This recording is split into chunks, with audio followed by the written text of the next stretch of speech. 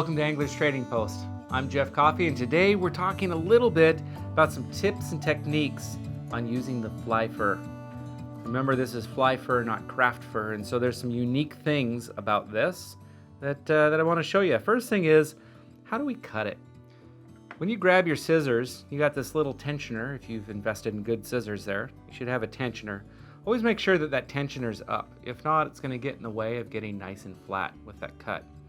And what we want to do is we want to get our scissors as flat and as close to the backing. That's this back here, right? We want to get our scissors as close to that. It's going to give us the most amount of our fiber when we do the cut. Now, with this, I take about a 1/4 inch cut of fly fur here. So what I'm going to do is I'm just going to lift that up with the scissors, kind of give you an idea of what a 1/4 inch looks like there. About like this, okay? That's all that I need in the cut. The scissors are going to cut that nice and clean. If I try to go any wider than that, I'm going to come up with a V cut in my materials. It's not going to cut well. So we grab just about a 1/4 inch. This is a 2-inch strip, and so I tend to cut them about half. I do a 1/4 by 1, and that's usually enough for a fly, depending on how many different parts and pieces I'm putting in. So I get them and I hold flat to the backing here.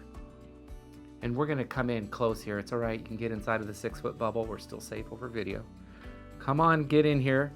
Now, all I'm gonna do is I'm gonna take that cut, I kind of hold it down, so everything stays in place. I get one nice straight cut, okay?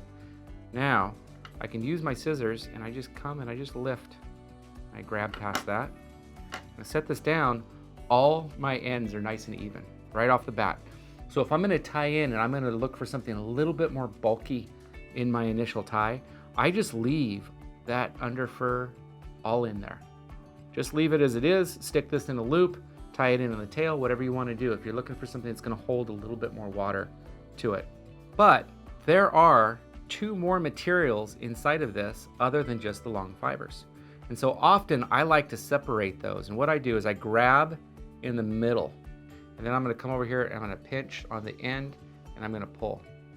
I set that down just as it is. I might grab it up a little bit closer, see if I get anything more out of there. And once I get that, often I'll grab a little bit further up because I just want those long fibers, and I'll just kind of pluck at it like this, just lightly pull out the rest. And now I should have it nicely tapered. Look at how nice and long that fiber is. It's over 4 inches right there. It's gonna have a nice natural taper to it. So that's what we're used to using.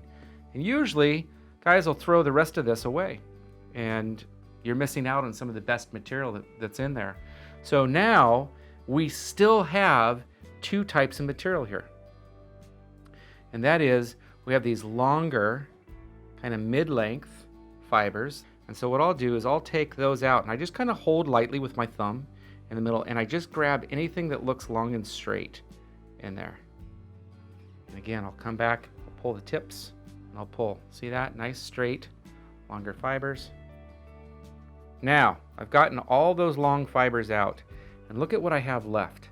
I have this perfect, soft, subtle, it's got some nice curl almost to it. It's dubbing. It's a great dubbing. Matter of fact, this is what I would use to replace any recipe that called for a seal dub. Obviously, we can't get seal dubbing anymore. I use this for doing my finish turns on my collars. And I just kind of, again, I grab this by the tips, come out to the edge, I pull, and then I lay down the tips and I grab and I pull. And I just keep on doing that. I line them all up. Everything's lined up and centered. I can put that in a loop, spin that around. I can dub it right onto the thread. Imagine doing different colored bodies for like hare's ear and other things that you might tease out. But then back here, all those nice long pieces that we pulled out, this is like having a micro version of fly fur. Let's grab those tips here, line those tips back up. Again, I just pinch and pull. Anything short of my thumb comes out, and I can line those up. This, I can put this in a loop. I can make a collar with a little bit more length to it. I can tie my smaller flies. So I keep this. I keep every piece of it and I use it in different flies. And I can come in and I can trim these up if I want something more even. If I'm tying this into a brush. But look at this. One cut, and I've got 3 different materials to work with, 3 different lengths, 3 different flow rates in the water. So often, let's say that I want to mix it up and I can do a little bit of bulk. I might do something like with that purple, come back in, and I might take a cut and do all the same that we just did there with some chartreuse, let's say. This is a great color combination if you're chasing any reds along the Gulf. Right? And now I can do the same thing. Make sure all my tips are lined up. I pull those fibers out. Grab one more pull out of that. And I can either mix my long fibers so I get a blend of those, or I can come in here. I'm going to grab out some of these long with the chartreuse now. So I've got the chartreuse dubbing that I could put at the core, right? And I can start to mix and match colors. Let's say that I want more of a light tan. We'll take a little bit of white and a little bit of the brown or our darker tan, put those 2 colors together, and visually that's going to lighten up the look. I like to add pink to the tan. It gives a little bit of a shrimpy look. Put a couple black stripes on that. Oh man, so effective. Again, just line up my tips, just like that. And now look, I can blend those together, or I can take and stack and put my chartreuse in there. I could grab another color and layer in a different color, full underfur under there. So this is just a couple of techniques for using the fly fur. And this is just the separating part. Now, the way that we apply this to our flies and our streamers, let's talk about that next. So I've got a shank in here. We'll use that to look at today. Tighten everything up. Get my threads started as always. Forward, backward, forward. Now let's say I'm starting out back at the tail, okay? What I'm going to do is I'm going to do something really simple here. Just give that a little spin. Okay, make sure that you always start everything you do in your fly with a whip finish. It's going to set everything up like a good foundation. Just a couple spins there. All right, now for this particular one, I'm going to do a chartreuse tail, but I want to add a little contrast to it. So I'm going to do a little mix up. And I'm going to take these nice long chartreuse fibers that we've already separated out.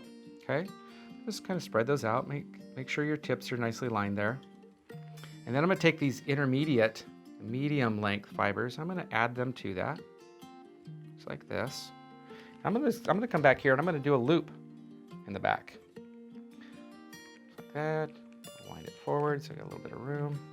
And I do just a half hitch. Just take it with my finger, kind of holds that in place, keeps everything together.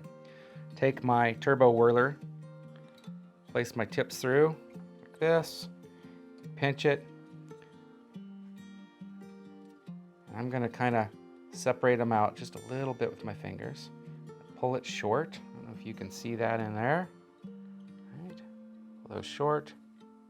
And then I'm just going to give it a good spin. Actually spread it out just a little more. Give that a good spin.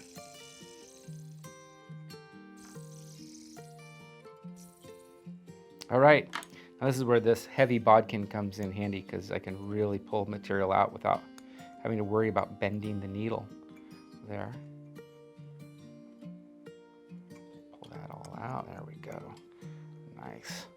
I kind of stab right in at about a 45 degree, and it just really causes that material to pull out. Make sure I don't have any clumps wound around the middle there. Just take a little time right here. The fly's going to look a lot nicer if you do. Now notice, I've kind of created a brush here, 2 tones. So now all I've got to do, I'll kind of spin this up. Now, here's where we palmer, and what palmer means is we're going to pull that back. Some people will wet it. I don't think you really have to, but what I'm doing is I'm pulling all the fibers back. I'm going to come around, and every time I come around, I'm going to make sure I pull all the fibers, even the ones I've already laid down. Pull them back. Come in here, pull them back. Just like this. Pull it back. And just one wrap in front of the other, nice and tight. There we go. Now, before I tie this off, I'm going to keep a little bit of tension, and I'm going to come in with my bodkin again. And before it gets too tight, I want to make sure I free up anything that got trapped in the process of tying those in. Just like that. Again, I just stab right in nice and close. Okay, I got everything out there nice and neat. Yep, got everything. I'm going to go one more time around. Look at this. I'm going to spin around that turbo whirler a couple times, pull back that material. Now I can typically just pull this off right there. That'll break off. Now look at that. There it is. So now I've got a color that I've created. It's a little two-tone. I've got purple and chartreuse. It's going to muddy it up a little bit. That's just one technique that we can use on that. So we're going to go forward a little bit. And now we're going to do, let's just kind of imagine we're doing a wing section or a large shoulder. And there. Always spin around your loop a couple times. It really locks things in.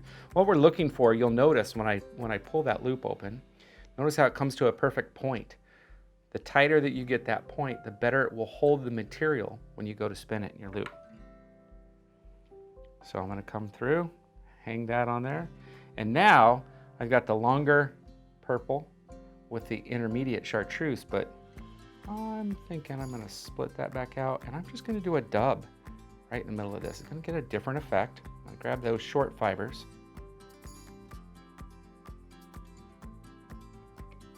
Like that. And again, just kind of roll your fingers back and forth, separate out the material a little bit. But what I've done is I'm going to have a nice little chartreuse core with a nice purple shoulder here that we're going to go in with.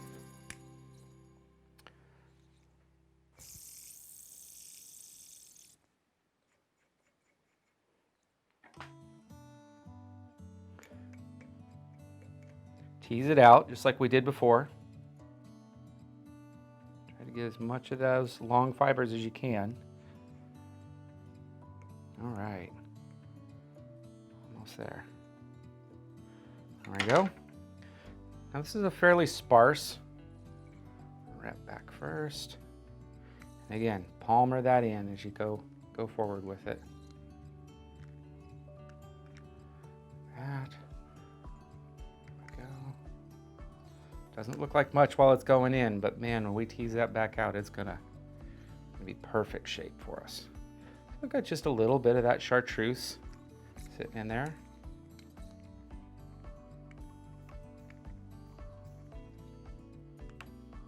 Go. Now watch this.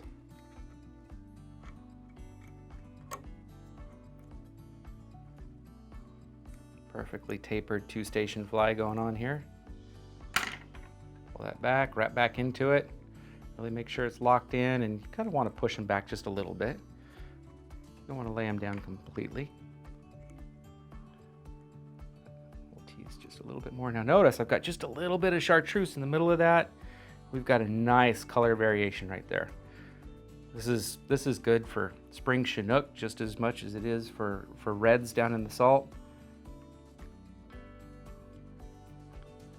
Steelhead in Alaska. All right, so we've got a nice little fly going here. I could have chosen to put some dumbbells or a cone if I needed some weight. I tend to use weighted line instead. But now the last little finish that I want is I've got to decide what I want to do for the collar.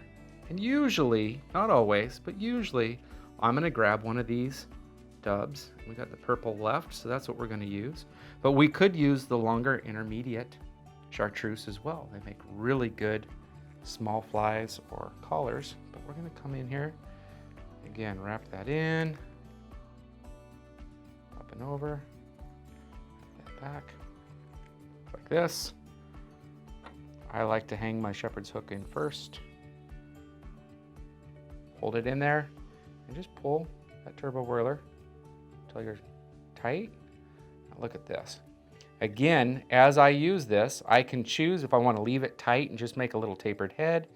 I can tease it back out so that I've got a nice, little bit more of a fill, kind of like a chenille. We got nice and spiky. I could just tie that in just like that. Matter of fact, since we've already teased the others out, let's just try that. See what that looks like. This will give a nice tapered head effect here. Go. It's going to have some good movement. Just like that, if I wanted to move more water, I would use more material and I would use longer fibers to do that. that off, pull everything back. There we go, look at that. Nice shape to it. It's gonna get down. It's just a couple easy techniques to use with the fly fur. We gave you some new ways to think about cutting it, how to separate it out, and realize that you can have a lot of materials. So if you're not going to use some of these other materials, consider using a small plastic Ziploc or something like that. Keep this for future flies. And I like to, as I cut it, I go ahead and separate it out, and I'll set it in piles, and at the end of my tying time, when I'm done, I just grab those and put them in individual bags so that next time I sit down to tie, I have that material already ready to go.